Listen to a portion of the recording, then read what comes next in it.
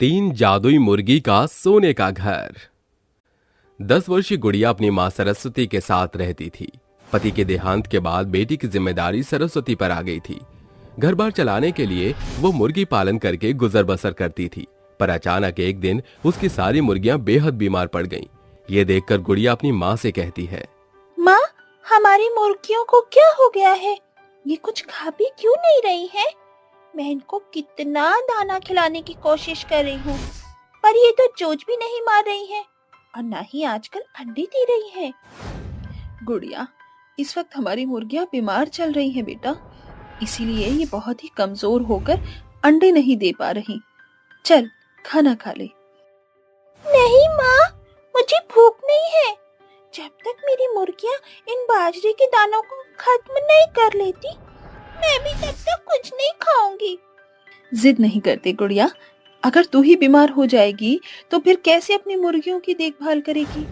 गुड़िया खाना खाकर फिर से अपनी मुर्गियों के पास आकर बैठ जाती है। उनके पंखों को सहलाने लगती है, सभी की देखभाल करती है और देखते ही देखते कई दिन बीत जाते हैं, पर मुर्गियों की सेहत में कोई भी सुधार नहीं आता। एक रोज वो अपनी माँ को परेशान होकर कहते सुन लेती है, अगर ऐसे ही चलता रहा तो एक एक करके सारी मुर्गियां मर जाएंगी और फिर घर का गुजारा दुर्भर हो जाएगा, क्योंकि उनके अंडे बेचकर ही तो मैं अपना और अपनी बेटी का पेट पालती हूँ। ये सुनकर गुड़िया अपनी सबसे प्यारी मुर्गी चंचू को गोद में उठाकर कहती है, मेरी प्यारी मुर्गी चूचू, तुम जल्दी से ठीक हो जाओ और बाकियों को भी स्वस्थ कर दो, वरना मैं खूब रोऊंगी। अब मैं जी जान लगाकर तुम्हें ठीक करके ही दम लूंगी। वक्त तेजी से गुजरता चला जाता है और छोटी सी गुड़िया उन सभी की खूब देखभाल करती और कई दिन के बाद उसकी सबसे पसंदीदा मुर्गी चंचू एकदम ठीक हो जाती है और कहती है, गुड़िया, तुमने मेरी खूब देखभाल की, इसके लिए बहुत बहुत शुक्रिया। मुर्गी को इंसानों की तरह बोलता देखकर गुड़िया चौंक कर कहती है, मुर्गियाँ तो कुकड़ुक करती है, पर तुम इंसानों की तरह बोल कैसे सकती हो? उसके इतना कहते ही वो मुर्गी विशाल देवी का अवतार धारण करके कहती है, क्योंकि मैं कोई मुर्गी नहीं बल्कि एक दैविक हूँ जो तुम्हारी परीक्षा ले रही थी। दरअसल मुझे पक्षियों से बहुत प्रेम है, इसीलिए जब मैंने तुमको और तुम्हारी माँ को मुर्गियों से ऐसा अत्यंत प्रेम करते देखा तो मैंने यहाँ आकर तुम्हें परखना जरूरी समझा और आज तुम उसमें खरी उतर गई हो। इसीलिए मैं तुमसे बेहद प्रसन्न हूँ और मैं तुम्हें ये 3 मुर्गियाँ देती हूँ। पर इस बाड़े में तो मेरी ही मुर्गियाँ हैं। गुड़िया, ये तीनों कोई साधारण मुर्गियाँ नहीं है बेटा, बल्कि जादुई मुर्गियाँ हैं। जैसे ही तुम इनको जमीन पर रखोगी, ये मुर्गियाँ विशाल रूप धारण करके सोने की जादुई मुर्गी घर में बदल जाएंगी और इनके अंदर सोने के अंडे, जेवर और सोने के सिक्के निकलेंगे, जिससे तुम अपनी और बाकियों की भी मदद कर पाओगी। इतना बोलकर देवी अदृश्य हो जाती है। गुड़िया उन तीनों मुर्गियों को जैसे ही जमीन पर रखती है, वो तीनों विशाल सोने की मुर्गी घर में बदल जाती है। फिर उनके पेट के हिस्से के आगे से सोने की सीढ़ियां निकल जाती हैं और एक दरवाजा बन जाता है और गुड़िया कहती है, माँ, जल्दी बाहर आओ। क्या हुआ गुड़िया, क्यों चिल्ला रही है? माँ, ये देखो। अरे, ये तो सोने का मुर्गी घर है, पर ये तीनों घर यहाँ कैसे? माँ, वो जो मेरी चूचू मुर्गी है जो मुझे सड़क पर मिली थी ना, वो कोई साधारण मुर्गी नहीं बल्कि एक जादुई देवी थी। चलो माँ, इस घर के अंदर चलते हैं। दोनों मुर्गी घर की सीढ़ियों से ऊपर चढ़कर अंदर पहुंचती हैं, जहां मुर्गी के ढेर सारे सोने के अंडे होते हैं, जिन्हें उठाकर वो नीचे आ जाती है और ऐसा ही बाकी दोनों सोने के मुर्गी घर में घुसकर करते हैं, जिसमें से एक से सोने के जेवर, दूसरे से सोने के सिक्के मिलते हैं और उनके बाहर आते ही वो मुर्गियां अपने साधारण रूप में आ जाती हैं और गुड़िया कहती है, इन सोने के अंडों को बेचकर सबसे पहले हम अपने सभी मुर्गियों का अच्छा खासा इलाज करवाएंगे, ताकि इनमें से कोई भी मरे नहीं।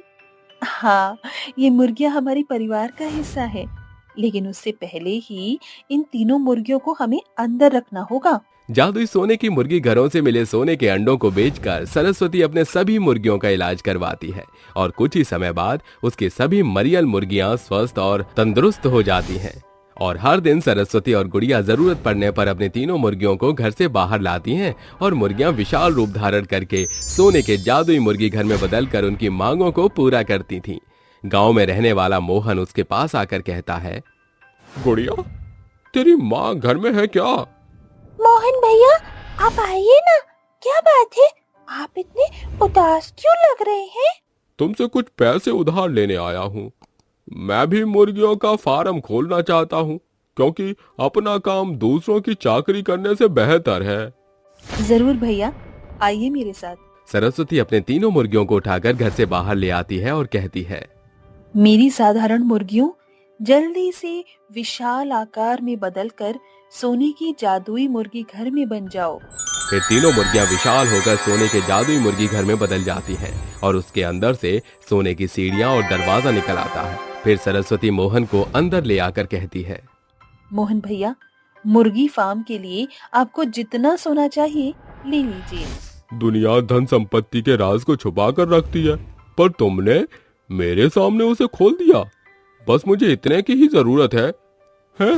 शुक्रिया सरस्वती, मैं तुम्हारा उपकार बिल्कुल नहीं भूलूंगा। एक दिन सरस्वती मुर्गियों के आहार के दानों को लेने के लिए बाजार जा रही थी। तभी उसकी टक्कर उसकी बचपन की सहेली सरिता से होती है और वो कहती है, संभाल कर बहन। अरे सरिता, तुम इतने अरसी बाद। सरिता उसके गले लगकर फूट फूट कर रोने लगती है, जिसे देख सरस्वती उसे अपने घर ले आती है, जहाँ सरिता कहती है, समझ नहीं आ रहा क्या करूं।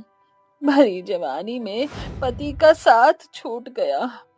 बूढ़े सास ससुर की जिम्मेदारी मुझ पर है, पर झोली में एक फूटी कौड़ी नहीं।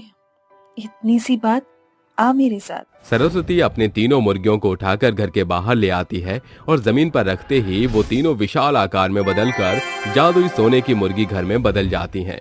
और सरिता हैरानी से कहती है, ये कैसा पक्षी घर है जो मुर्गी सा प्रतीत हो रहा है?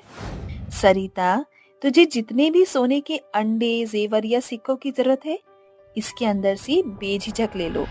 सरिता अपनी जरूरत के अनुसार सोने के सिक्के, अंडे, जेवर लेकर नीचे आ जाती है, जिसके बाद वो तीनों मुर्गियां अपने साधारण रूप में आ जाती हैं और सरिता सरस्वती को शुक्रिया कहकर चली जाती है।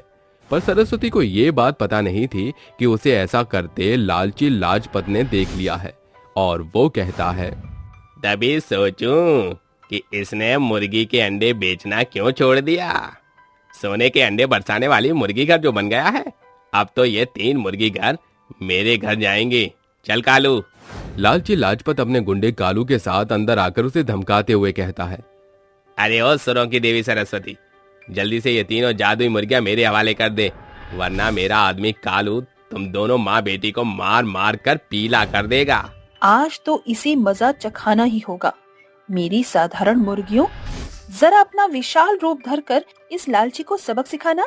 सरस्वती के कहते ही तीनों मुर्गियां एकदम विशाल रूप धरकर लाजपत को अपने बड़े पंजों से बुरी तरह से घायल कर देती हैं।